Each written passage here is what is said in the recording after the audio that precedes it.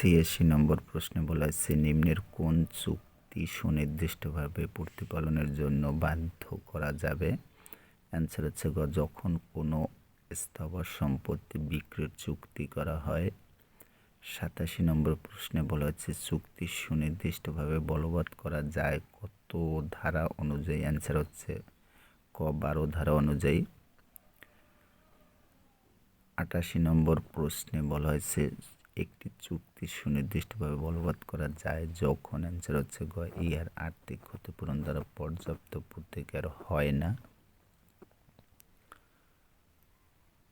এরপর 89 নং প্রশ্নে বলা হয়েছে যে সকল চুক্তি সুনির্দিষ্টভাবে বলবৎ করা যায়